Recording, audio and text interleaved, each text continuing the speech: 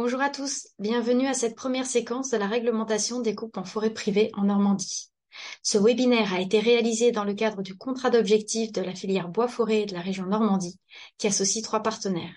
Le Centre national de la propriété forestière, au travers de sa délégation normande, l'interprofession FIBois Normandie et l'Union régionale des collectivités forestières Normandie.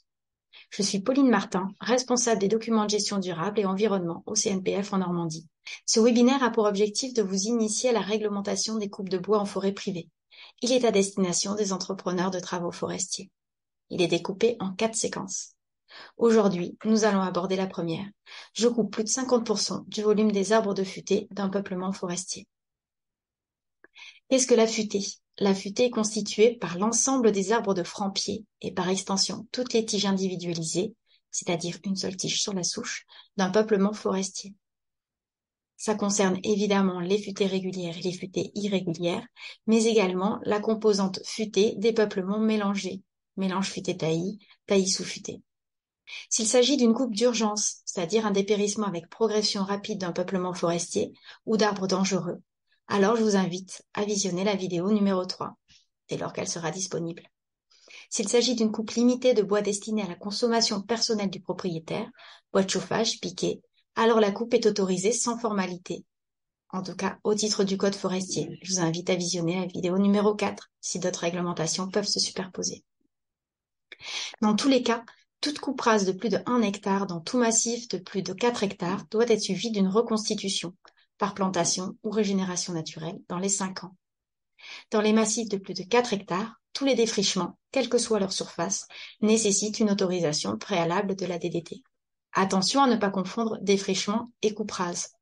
Un défrichement est la destruction volontaire de l'état boisier d'un terrain et la suppression de sa destination forestière.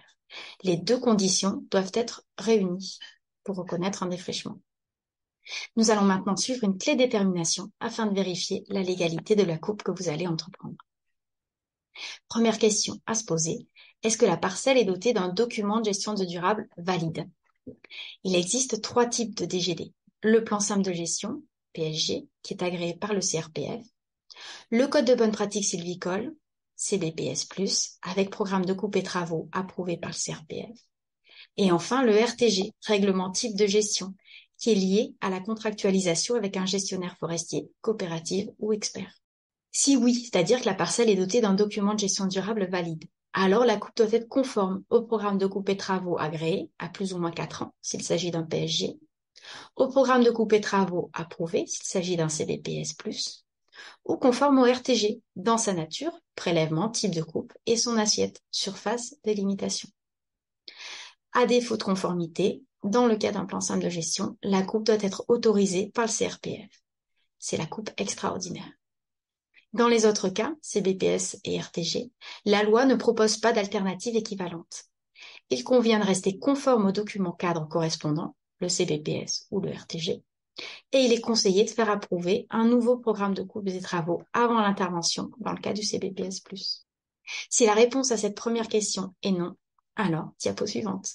Deuxième question, est-ce qu'elle devrait être dotée d'un plan simple de gestion? C'est-à-dire, est-ce que la propriété couvre plus de 25 hectares d'un seul tenant ou plus de 25 hectares composés d'îlots de plus de 4 hectares sur une commune principale et les communes limitrophes?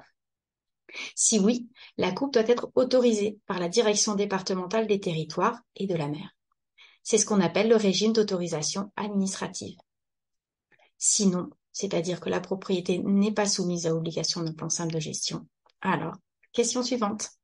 Est-ce que la coupe couvre une surface supérieure à 4 hectares d'un seul tenant, hors peuplerie? Si oui, alors la coupe doit être autorisée par la Direction départementale des territoires. C'est à nouveau le régime d'autorisation administrative. Sinon, la coupe est autorisée sans formalité, c'est-à-dire qu'elle concerne une peuplerie, quelle que soit sa surface, ou porte sur une surface inférieure à 4 hectares. Pour aller plus loin, vous trouverez sur le site du CRPF en Normandie un aide-mémoire à l'usage des sylviculteurs normands. Ce document liste les cas de figure et indique les formalités à remplir pour que la coupe se réalise en toute légalité. Je vous rappelle que d'autres vidéos sont ou seront disponibles dans le cadre de ce webinaire. Je vous remercie de votre attention et à bientôt pour une nouvelle vidéo.